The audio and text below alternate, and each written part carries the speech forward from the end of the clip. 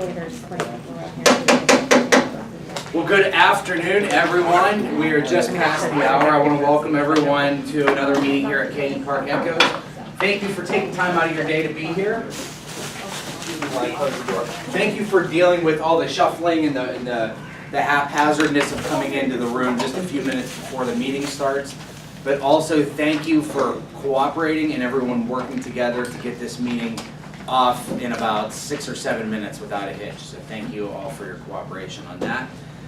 Did anyone have the opportunity to stop by the division contest this past Sunday at Park Ridge Community Church? We had our, where's Dependra? We had Dependra, Dependra was competing on behalf of our club in the international speech competition. And I have to say it was his best version of that speech yet. I mean, he took it up like 3 more notches and was just on. And I had him, Brad and I both had him pegged for first place. By far. By far. Really? But then the judge. The results were not what we expected. But we fully expected Dependra to be representing our club on the big stage. Wow. And I was actually pretty angry about it for a minute there because I thought that he truly did deserve it. He did that well.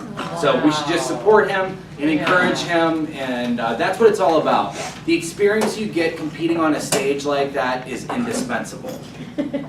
With that being said, I would like to introduce our Toastmaster of the day, Miss Ellen Nicoletti.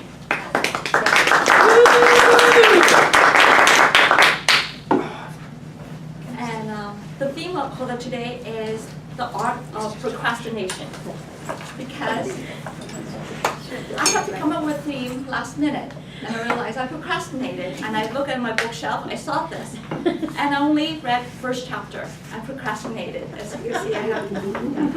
And the word came, I came up with that word because Naja couldn't make it, and I thought of Julie when I came up with that word, indispensable, because without her for the last 2 weeks we wouldn't have a meeting. She did a lot of job, a lot of work. She put in a lot of energy to get everyone in place. And right now, I would like to introduce our counter, Linda. Oh. Yes, indeed. Oh. We're just walking around. I'm going to be your general evaluator today.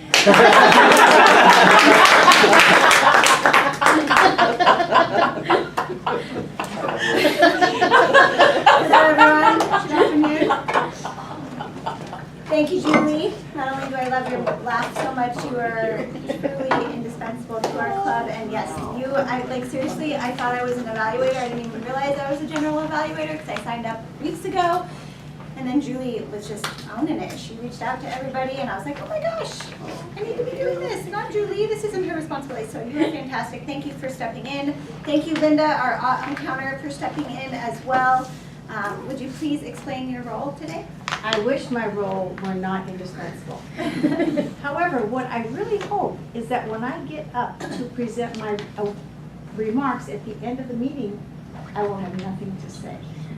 However, should that not happen, I will be keeping track of the filler words, so, you know, and other things that I deem to be filler words. So work hard not to be on my list.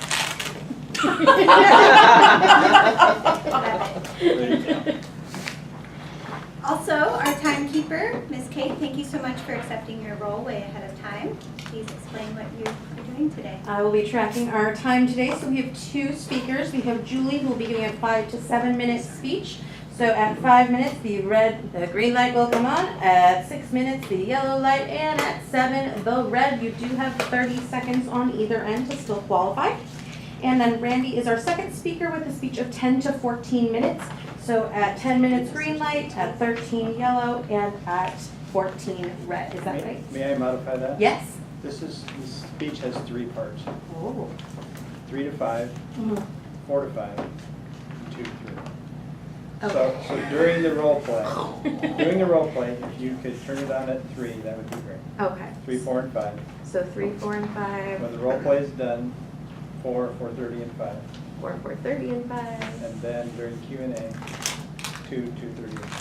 2, 2:30, and 3. I will. That's Toastmasters, is that mine? You are high maintenance. I am. I will do my darndest to stay on top of that schedule. It's all about you. all about me. It is all about you. And Here, have no. And then for table topics, our speakers will be 1 to 2 minutes.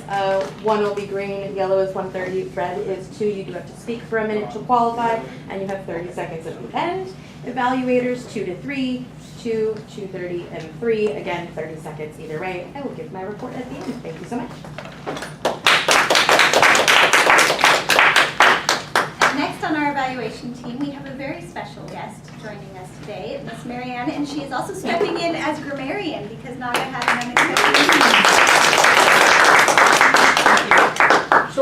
So I am the grammarian today, and I will be listening very carefully for incorrect grammar, and the word of the day. The word of the day, since you asked, is indispensable. It is an adjective. An example is indispensable member of the staff. Linda, did you catch that? If I don't rank the top in the ums, then I'm not talking, okay? And it's also supposed to be a noun. But I question that. So I've got the example for an adjective anyway, so I am your grammarian for today. Thank you. Thank you, Marianne.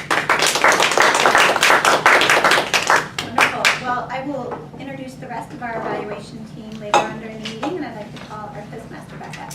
Thank you. Before we start our speeches, I would like to introduce our new guest, Josh. I am indispensably here.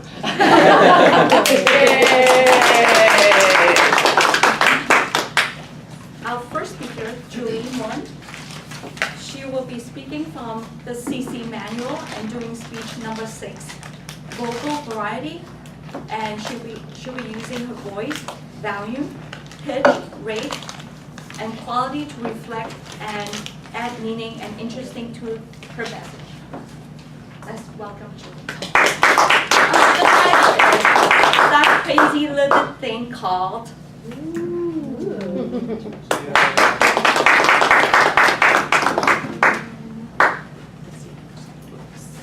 Sway a little bit.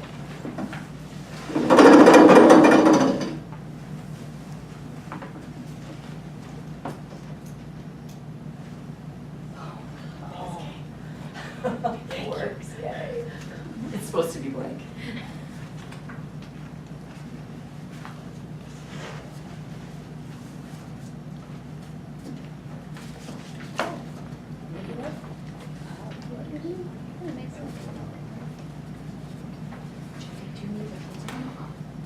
Office sign.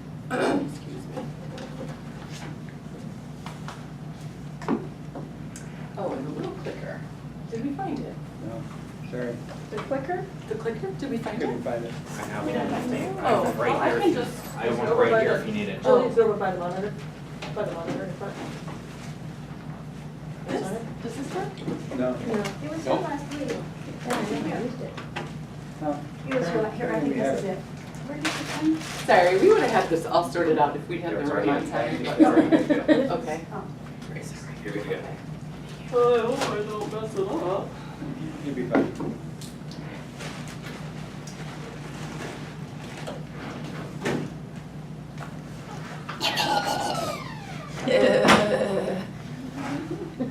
Fellow Toastmasters and wonderful guest, please complete this phrase for me. Crazy little thing called. Love. Oh, you guys are so good. You know, love is so important that there are millions of songs written about love. And apparently, love makes a lot of people crazy because there are dozens of songs with crazy in the title. Like Patsy Cline, Crazy. And Fine Young Cannibals, She Drives Me Crazy. And of course, the one that I'm hoping will show up here is Queen, Crazy Little Thing Called Love. Woohoo! You know what makes me way more crazy than love? I'll tell you what it is. It's a crazy little thing called money. Money. Money. why am I whispering? Because in my family, it was taboo to talk about money. Taboo, shameful. And I got all sorts of contradictory messages about money growing up. Money is indispensable. You gotta have it, but don't talk about it. And there are all sorts of other things that I learned about money growing up. Filthy lucre, money is the root of all evil. Rich people are greedy, all sorts of stuff like that. Some of my favorites came from my dad. Oh, they're putting on the dog. Oh, they got a few dollars in their pocket.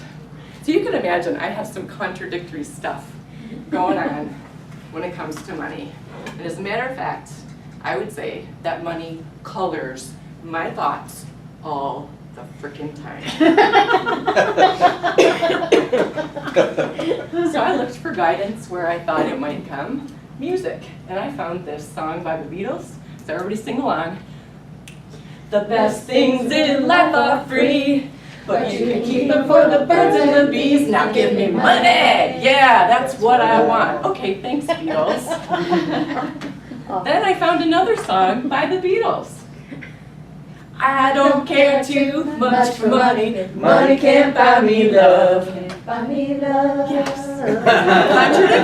Contradictions, right? What in the heck am I supposed to do with all these contradictions?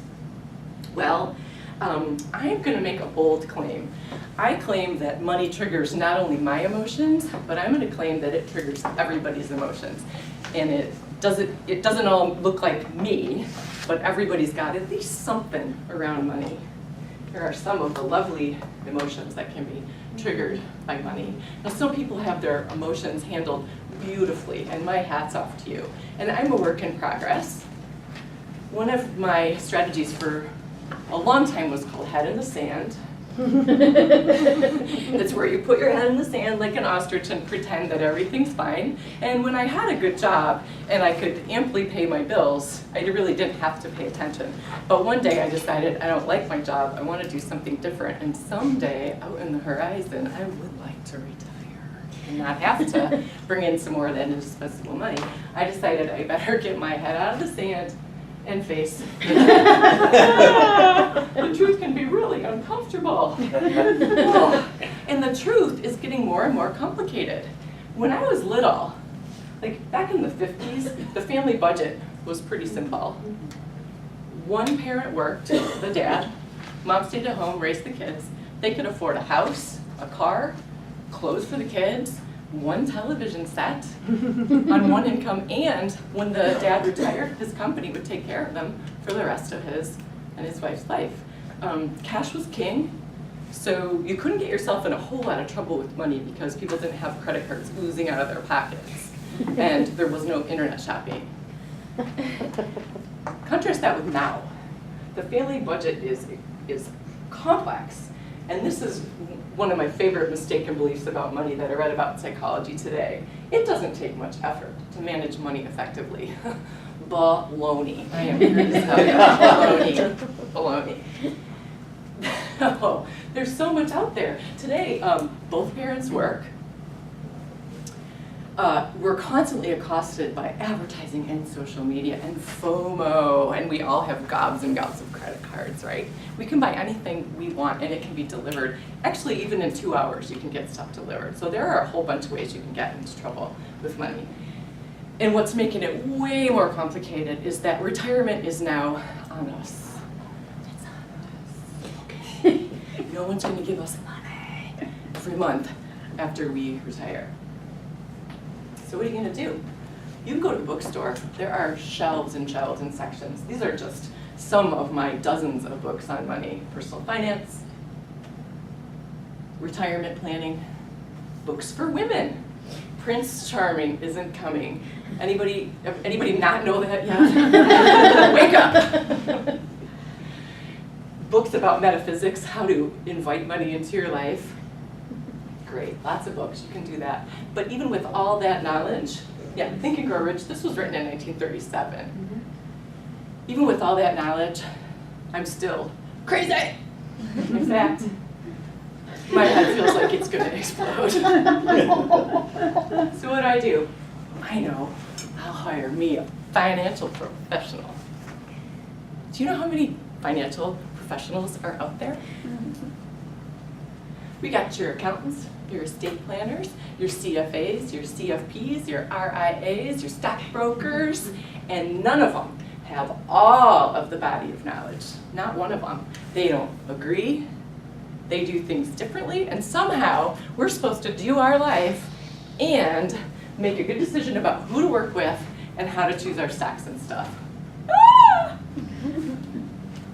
Eeny, meeny, miny, mo. That's not a great strategy for picking an advisor or picking a stock. Okay, don't worry. I'm not going to leave you with your head exploding.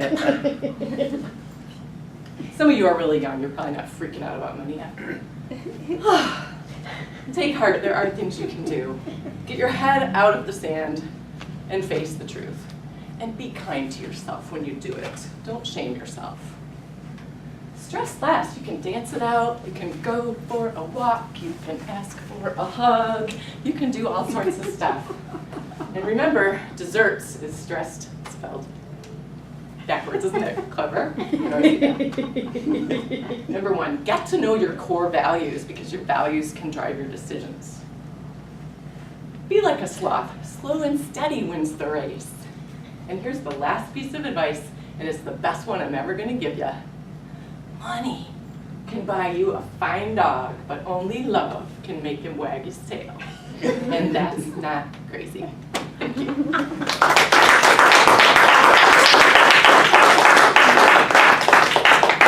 Thank you.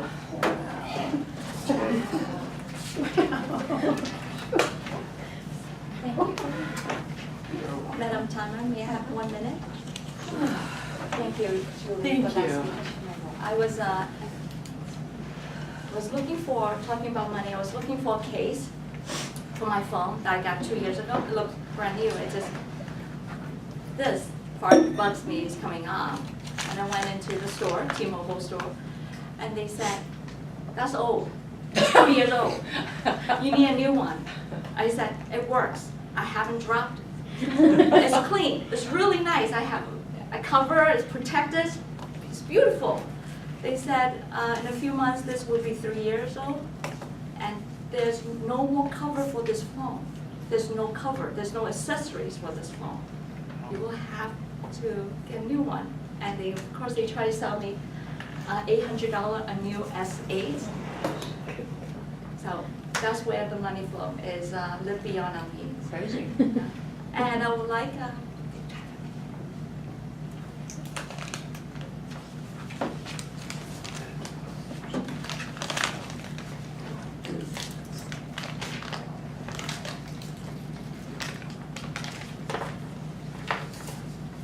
I'm jittery.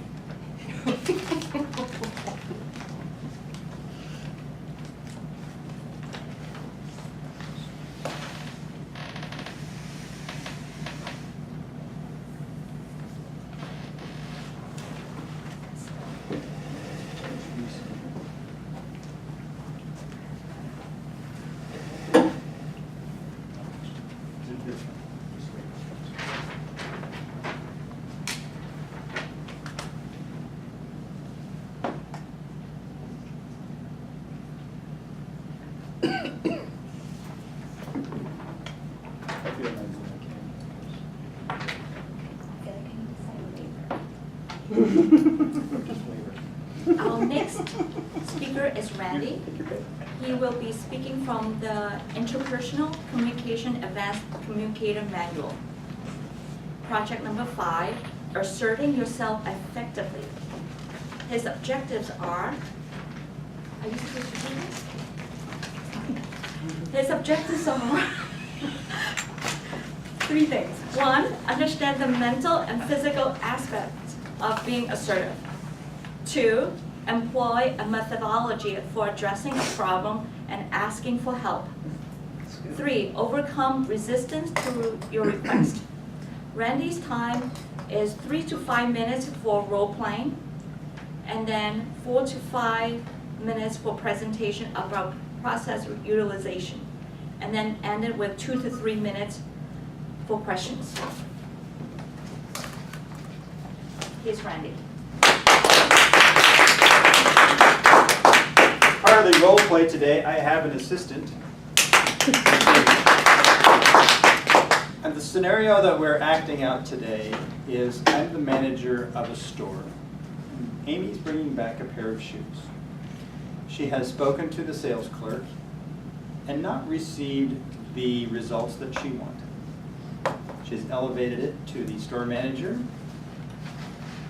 And here we go. Sir, thank you so much for meeting with me. Thank you so much. This guy, he just doesn't know what he's doing, you know.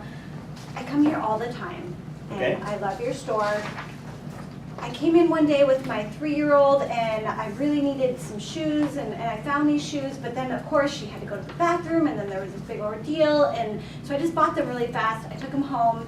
I wore them a couple of times, and my little pinky toe just started hurting really bad. And they're expensive shoes. I don't have a lot of money to be spending on shoes, even though I come here a lot.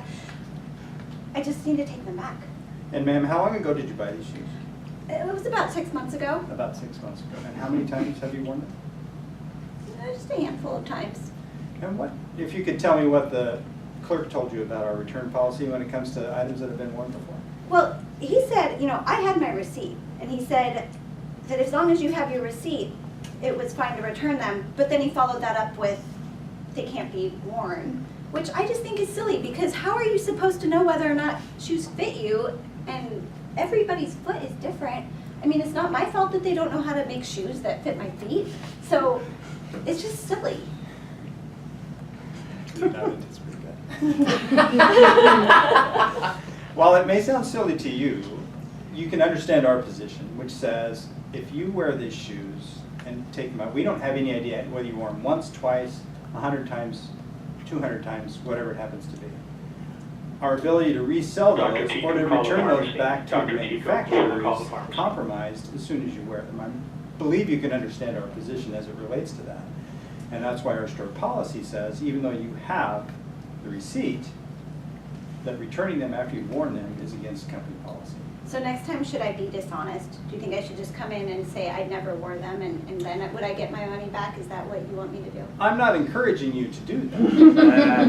What I am encouraging you to do is to look for this opportunity, and we're more than happy to keep you as a customer, because we understand that keeping you as a customer is much easier than going out and trying to find a new customer. I'm curious to find out if there's another way other than taking the shoes back, if there's another way that we could find to help resolve this little conflict. Well, you could give me a gift card. Could you give me a gift card so I could just get a different pair of shoes, and I'll just not get the money back and I'll shop somewhere else? Would that work? I think that might be possible. Another opportunity might be store credit, and there's not a lot of difference between those two, and I don't know which one works for you better, whether that's to have in-store credit or to have a gift card. You know, we have other locations throughout the Puget Sound region. You help me, help you. So you can take these shoes back, because I don't want them, and maybe give them to somebody that. What we would do with that, or- would be to encourage you to take them and donate them to a nonprofit, or to put them into one of these collect shoes clothing bins, because we can't take them back. We can't get them back. Well- How come Nordstrom's takes my shoes back? Well, you have to talk to Mr. Nordstrom about that. I can't answer that question for him. Okay. Well, thank you. I do appreciate that. I think a gift card or store credit would make me happy and appease me. So if you could go back to the clerk and tell them that you and I had this conversation, and that store credit would be something that we would do, but we would encourage you to, again, donate those shoes. And we look forward to keeping you as a customer. Thank you. I appreciate it.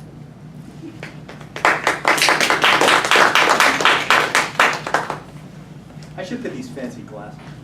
Yes. The question I would ask is whether or not being assertive is confrontational.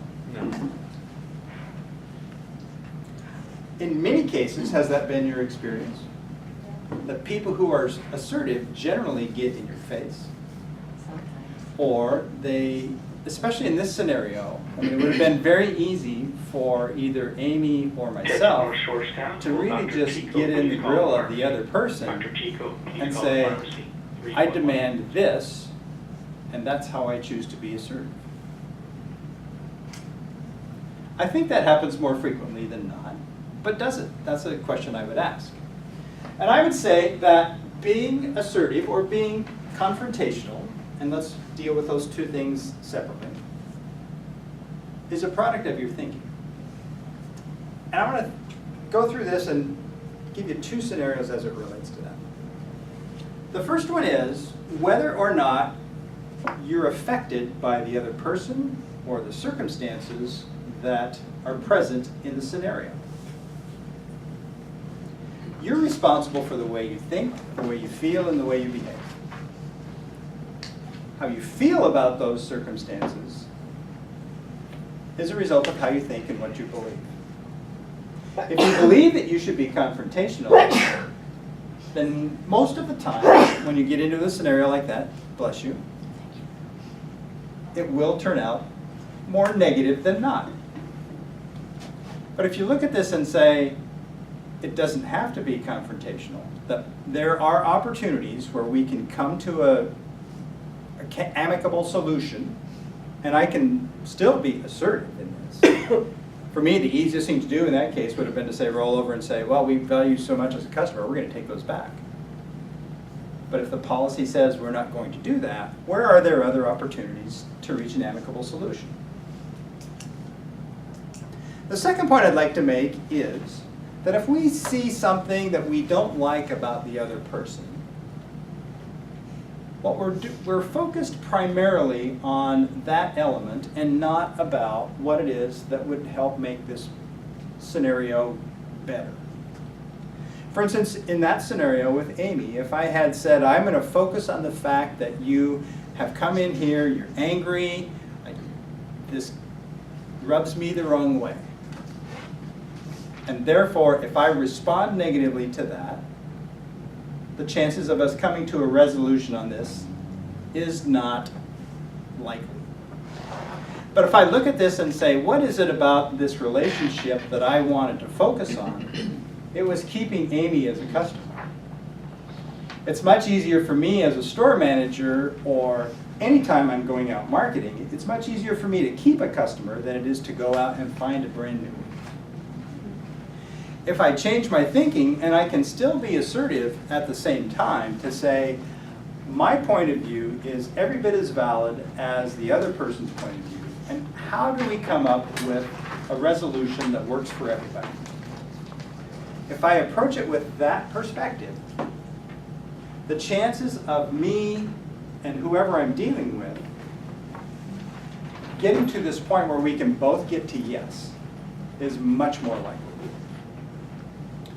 And I will say that if you think about a scenario in the right way, being assertive is much easier to get to yes, much less confrontational, and achieves the results that all the parties involved in that engagement are looking for. And I would entertain any questions that you might have at this point. Yes? I do have one at the very beginning of Yes. almost shooting situation we had. Yes. I could tell it was getting there. Is this before or after I started to laugh? I was surprised when you, at the beginning, when you said, I wrote it down. I know, either you have to or I know you understand our point of view, which I wouldn't have, I thought, I wouldn't have said it that Okay. way. That was something, that was my. So more of a question than a statement? Well, yeah, to rather say, than do you understand our She position? doesn't understand anything. Okay. Right, she's Fair a enough. customer, she doesn't understand anything. Very good. Ms. Julie? And a similar one, and I think you may have just misstated it a little bit, or the way it sounded to me was, she said it's, something, she said it's silly, and then you said, well, it may be silly to you, which sounded, it could be kind of It's a little condescending. condescending. You could have said, oh, I can totally understand how that seems silly to you. Yeah. You may be wrong, but I can understand that.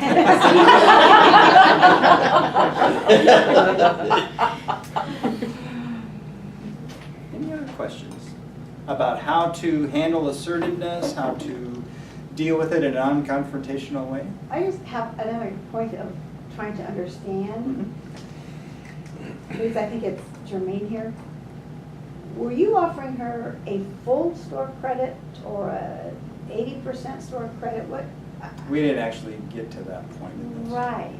It probably would have been like 5 cents on the dollar. I think that would be very important. Well, you sent her back to the clerk bar on her own, so she's getting 100%. But she's happy.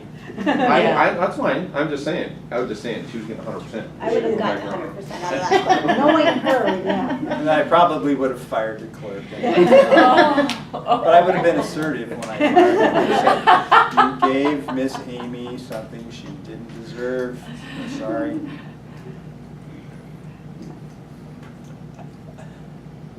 Pat? I had a situation last week where I admit I lost it because the person on the phone I was talking to had to stick to their script. And I couldn't seem to get through. Mhm. I didn't know how to word my case differently. Perhaps I ended up having 3 calls and they called me back because it was so clear that I was an unhappy customer. I had boxes of financial information that were in storage to come back, and the email I got said, oh, sorry, they're lost. In that case, what I would recommend that you do is to assert your,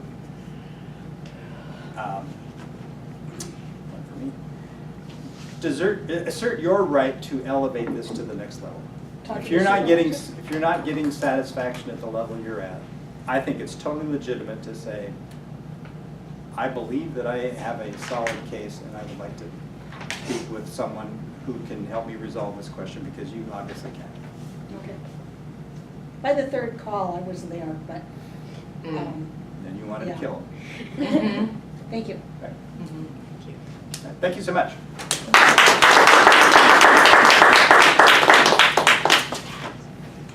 May I have 1 minute? Thank you. Thank you, Randy.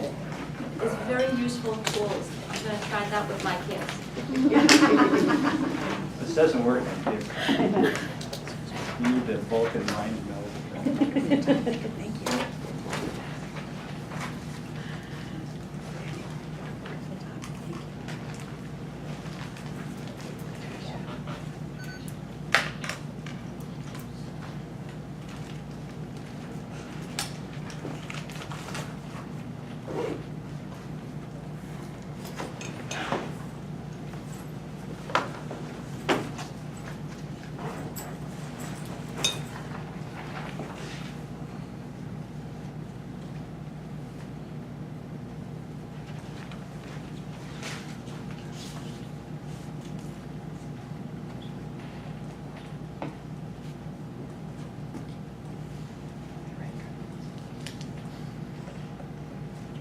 Our next part of our meeting is table topics. And I have Pat will be our table topic master.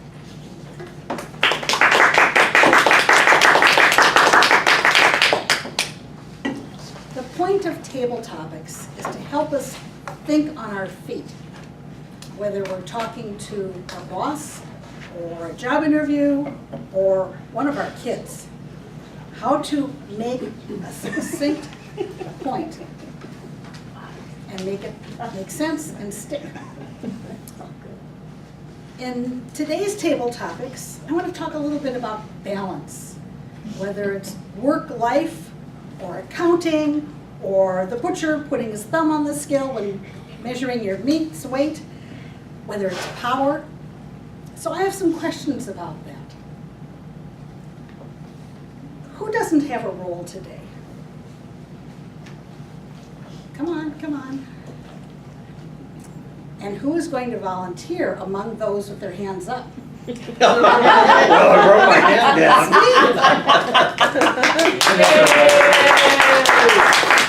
It's inevitable and it's indispensable. It's indispensable. Okay. I would like you to pick a table topic designed specifically for you. Should I read it? Read it aloud and then answer the question, please. There is an old-fashioned balance scale, the type held by Lady Justice. On it are a pound of sugar and a pound of salt. Which one are you and why? Whoa. Whoa.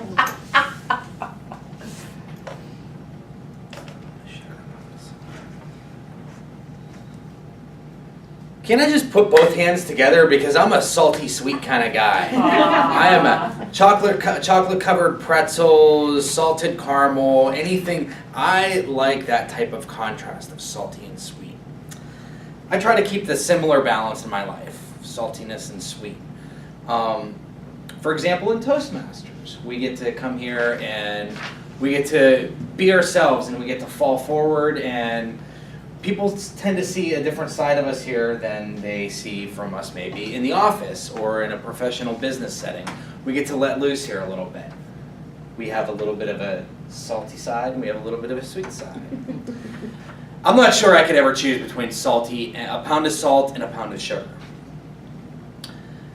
Now, I know that I am surely a sugar addict, so that would probably lean my side more towards the sweet side.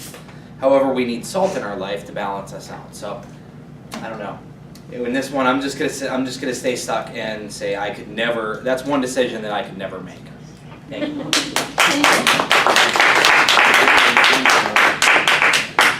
And the beauty of table topics is that there's no wrong answer.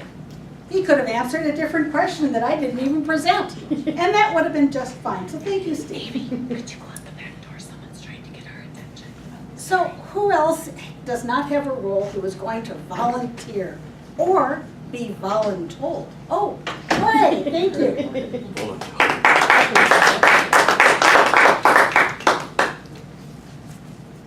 So there you go. Okay. Thank you. You are on a teeter-totter or seesaw playing with your friend. Which of the playmates would you rather be? The 5-pound hunk of iron or the 5-pound bag of marshmallows?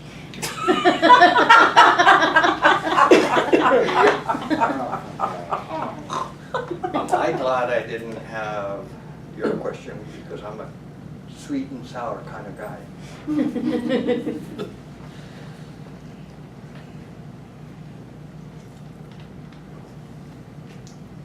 Hunk of iron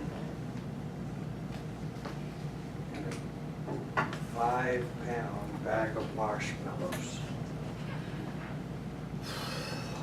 Life is a roller coaster. Sometimes you have a very good day and you're a happy guy. Some of the times life is a little rougher and you end up being like the 5-pound hunk of iron. It's difficult to know and judge a situation that you're not into at a given point in time, because you don't know what the circumstances are.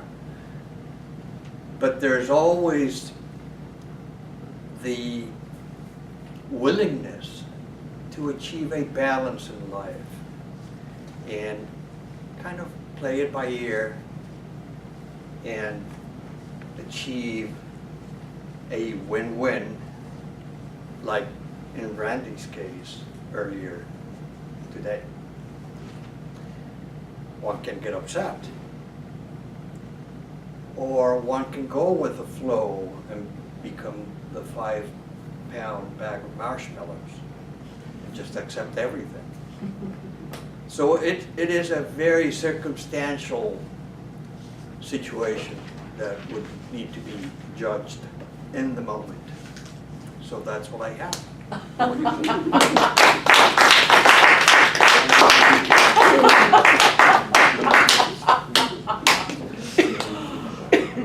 Thank you very much, Jorge. You're welcome. That was you stood right in the middle of that. Yes, the nail. Joshua, would you care to try your hand? Sure. I yield that to you. Thank you. Fun. Thank you. There is no wrong answer, remember that. Okay, thank you.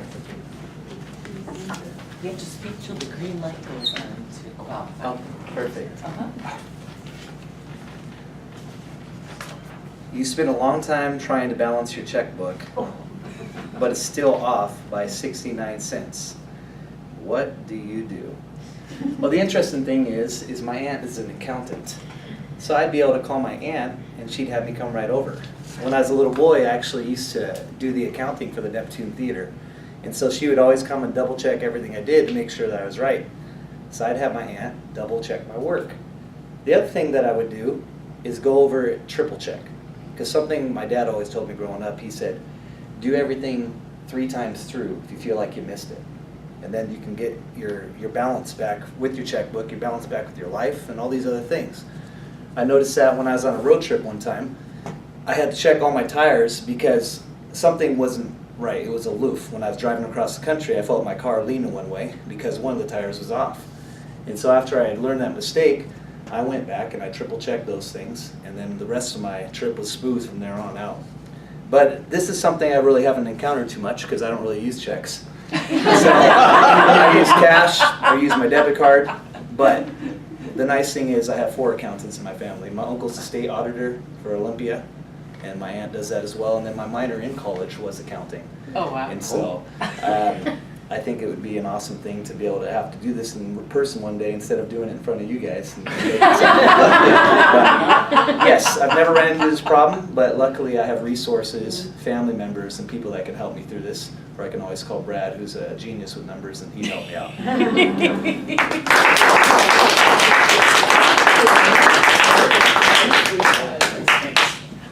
Madam Toastmaster, do we have time for one more? Yes. Okay. Who's left? Raise your hand again if you don't have a roll. Come on, would you care to? Okay, that's fine. Come on up, Kathy. Thanks, And Josh, when we leave, I'd like your aunt's number, please. Oh, sure. She was really good.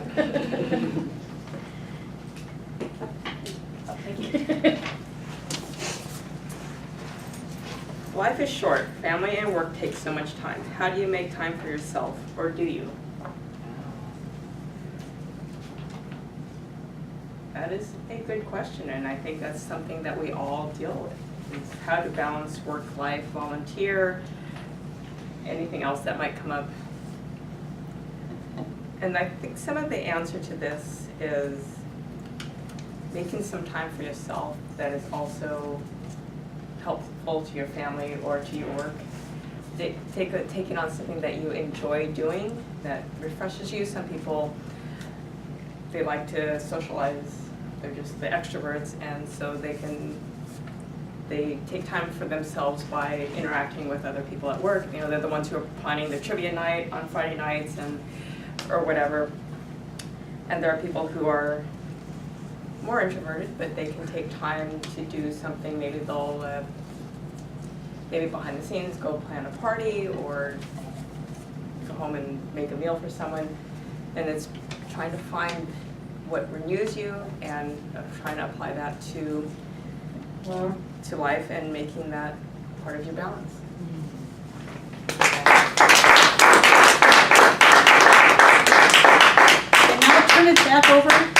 I now turn it back over to our Toastmaster.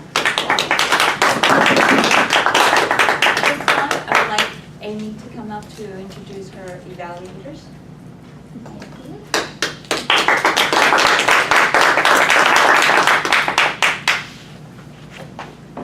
Thank you, Ellen. We are now at the evaluation portion of our meeting where we get to give some really good constructive feedback. Always a very important part of the process. Our first evaluator is Sue Neal. He will be evaluating Julie's speech. So Sue Neal, please.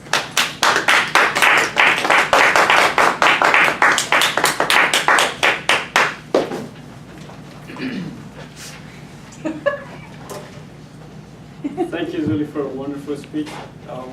What a great speech. I mean, I think I mostly listened to your speech and kind of forgot where I'm going. It was a very nice speech, and I'll start with the notes to the evaluation. The speaker used to use the voice that is pleasing to listen, with proper balance of volume, pitch, rate, and use the pauses to enhance his or her messages.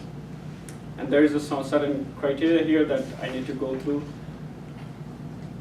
topic selection, wonderful topic selection. You started well. I mean, when you presented the topic, the crazy little things, it drew attention of the audience and started wondering what it's about, and started with the love. And then when you talk about love, you had a vocal variety, like you praise love, and then you have different vocal variety to say about that love. And after that, you brought up like couple of examples of Beatles songs to bring some contradiction on his speech about like love versus money, and which is wonderful, and that drew a lot of attention on the audience as well. They were kind of singing along with your speech. And you give some of your family example, you have the very vocal variety. I noticed like when you say crazy, I think you have like 3 vocal varieties in itself. So you have, when you whisper crazy, like you say crazy and like crazy, and like even the whisper it sounds different, so it adds more value to your presentation or your speech. And the same thing with the crazy and money. I think you have like different variety on saying to deliver your message. One thing I think, to me, I personally feel like your pauses, I think you could have done better job in pauses, and your organization, I think, I felt like there's a lot of information to consume from a speech, and I think I would work on that. And also the conclusion part. I was not quite clear from your speech which side you were taking on. Maybe you're giving that decision to the audience, or that's how I felt it. Overall, it was a very good presentation. And when I first looked into your book, there's 4 points that I saw about your present, which is a pleasant, yes, definitely hit that point. Forceful, yes. Natural, easily hear. Yeah, I could hear even your whisper. When you whisper, I could hear what you're trying to convey your message. And the expressive, you hit the bar there. So overall, very nice speech.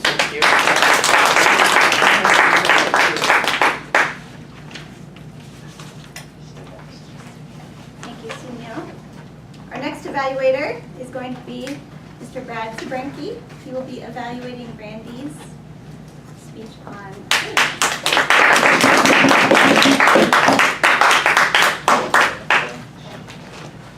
Fellow Toastmasters, guests, and Randy, what a privilege to evaluate your speech. Randy, you are a great speaker. Every time you step up here, you are so in control of the stage and in control of the audience, and I'm really impressed with you, and I learn great things from you. If I implement them, that's another question. But you are kind of a role model to me. I want to be able to carry myself like you carry yourself. So I appreciate that. It's always a great opportunity, privilege to hear you speak. And you didn't disappoint us today. Now, you started off in your second part asking, is being assertive confrontational? Which I think is what you were trying to. And the bottom line is we learned from you that you don't have to be confrontational and you can be assertive. A couple of points that I made from your speech is that being assertive is a product of our thinking.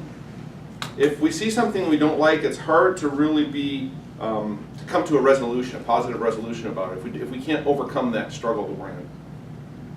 And then of course you had your round role play with Amy, and you had the question and answer time. And in the question and answer time, maybe you got beat up a little bit or thrown darts at you because you didn't answer everything perfectly. But that is so hard. That was role play, So we don't do everything in life or in role play. There is you said one thing. Does anybody have any suggestions? I was going to raise my hand in this, and I want to just kind of roll through this. There's a feel, felt, found that a guy told me about. I can understand how you feel that way. I've felt that way myself. What I've found, though, is this. That could also be a really great solution to work through with this assertiveness. When I read the guidelines that you're supposed to do, one of them is, how effective did the speaker follow the 4-step method when addressing the problem? Anybody hear the 4-step method? So you chose to kind of roll with, for whatever reason, you chose to go with another way. You wanted to do the role play first and then do your speech and then do the question and answer. What it suggested in here was to give the guidance of how you're going to do this, and then do the role play, and then do the question and answer. And so And then also, I don't know, I didn't actually find the 4 points in here. Maybe you didn't find them either. And there's a couple other questions that didn't fully answer. And here's what I want to, that was a great speech. I love listening to you. I would suggest that next time that you follow the guides more. I feel that you should follow the guides more. I felt that way one time that I could go my way last time, and Linda showed me how I did not actually read the guidelines of what I was supposed to do. I have found that it is best to follow through this. So hopefully that's assertive encouragement to you to follow the book and when you're doing your speeches. But I really appreciate it, and regardless, if I hadn't had this, I wouldn't be able to pick on you, okay? Because I learned from you. So it was only because this had that I could pick on you. So thank you for the opportunity.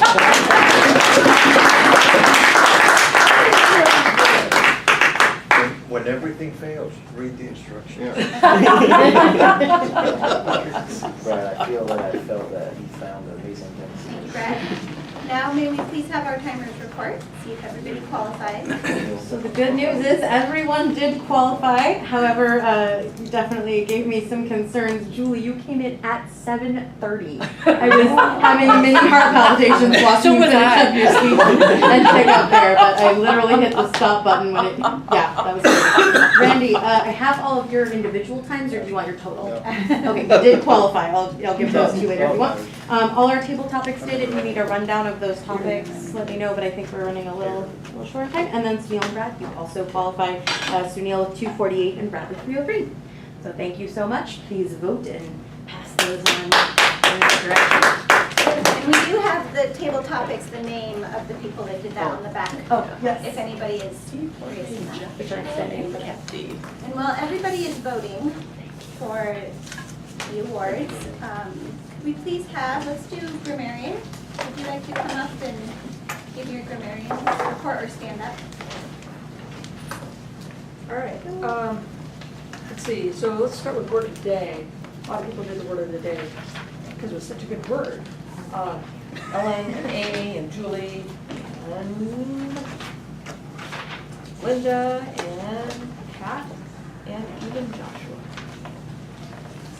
As far as listening to what people said and correcting grammar, didn't really hear anything that needed to be corrected. Everything seemed right. I enjoyed learning that stressed is actually dessert spelled backwards. That was a good one. Great fact. Thank you very much. Thank you, Randy. And Ms. Linda, our counter? I will make this brief, and it's just an observation sort of the whole system. I was on a counter a couple of weeks ago, and I was shocked that the table topic speakers were the ones with the least amount of ahs and ums and distractors, and that was true again today. It was a very interesting thought. The people who had the most problem with changing sentences, changing directions of sentences, and repeating like you were driving me crazy with your repetition, were the two evaluators. There's a lot of, you like is something that is desirable to you. Otherwise, don't use it. I would just say, easiest. Brad, you also did a lot of repeating yourself, and some you were just amazing. The two of you drove me crazy. Other than that, pretty flawless. Thank you, Linda. That was a very assertive evaluation. Thank you, but not confrontational. Not confrontational, no, I totally did a good job. Yes, very indispensable feedback. Indispensable. I would say my general evaluation of our meeting today, it started off a little crazy. I mean, this is the first time in my 2-3 years that I've been at Toastmasters that I've come to the room and it's not available for us. So that was interesting. I think it kind of threw us a bit of a curveball, but I feel like we recovered really well. And of course, you know, Ellen, you did a great job as Toastmaster, just going with the flow and stepping in when needed. Our speakers did a wonderful job with their speeches. Table topics really impressed me today because I feel like we had a lot of variety. So we had some that took the question really literal. We had others that just went way off in the other direction and went with it. And then we even had our guests come up and speak, and you did a fantastic job. So I was very impressed with that. Our evaluation team was good as always. So overall, I would say it was a great meeting, of course. And again, thank you, Julie, and nice to see you, Mary Ann. And back to our presentation. Before I announce the winners, Josh, can you tell us how you found us? Can you give us? Oh, so about a month ago, I've been working off and on for Pastor Brad for years, and he told me he had to leave early on a certain day, and I said, well, what are you going to go do? He said, I'm going to Toastmasters. And so I said, well, describe that to me. I thought people would be sitting around champagne making toast to somebody. Yeah. So I had no clue. No one's described to me what that was. My generation's never talked about it. And so I was quite intrigued. And being that I've been a motivational speaker and a musician where I MC events for 10 years, that's what I do professionally, I thought it'd be fun to see what other people either want to do it professionally, or maybe they do it, or they're closet seekers and wanting to do it, or however you guys are. And it's much more structured, much more formatted, and much more formal than I would have even understood. So I like it, and it's challenging, and I think it causes you to prepare, but also like when we did the improv, you have to be ready for that as well. So I think everybody did a wonderful job, and I enjoy your camaraderie. Oh, yeah, thanks.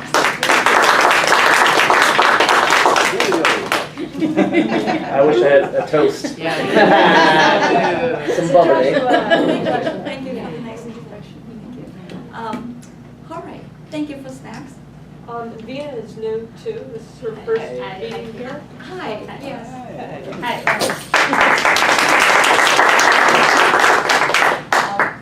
My name is Veena and I work in T-Mobile, and how I found Toastmaster, I happened to speak to my friend back in India, and we were talking about how communication is so important and the field we are working in, and I googled the nearby Toastmaster, thanks to technology, and I found this Toastmaster. I don't know if you know, Sunil, Dipentra, and Naja, they all work for T-Mobile. Oh. Yeah. Welcome. Yes. And thank you, Jorge, for the snacks, even though I deleted you.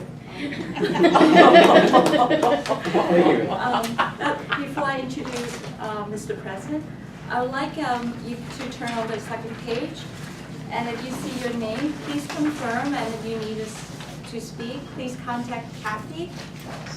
And the reason I thought that our theme is the art of procrastination is because I procrastinated, and Julie had to hound me to go into Easy Speak to sign up. Lucky who has not It'll make sent us the first the Toastmaster and copy. General Evaluator life's a little bit easier for next week as we go into Easy Speak and chat. Oh, terrific. Sorry. Okay. The best speaker is Julie.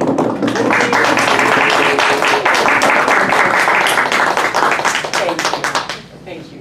Not deserved, but thank you. Table topics, Josh.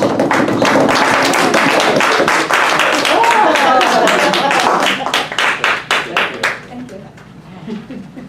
Best evaluator.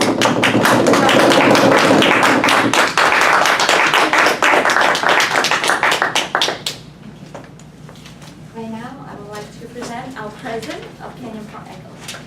Thank you. Madam Toastmaster, wonderful job. To close the meeting will be past President Pat Sultan with a few brief announcements. I'll make it real quick. Just a reminder, we have an advanced club that is starting here in Bothell.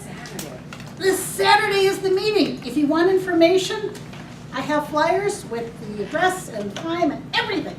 Second of all, we are going to have elections May 23rd. There is still an opportunity to serve on the board. There's one position, actually somebody has been graciously willing to take either of two. We're looking for a secretary or a treasurer.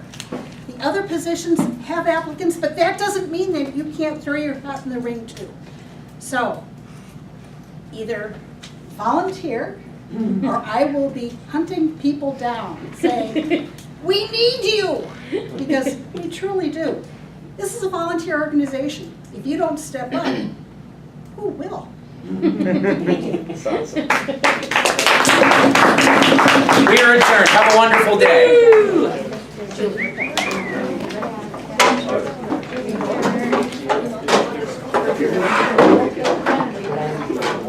Hey, Julie, never mind. Someone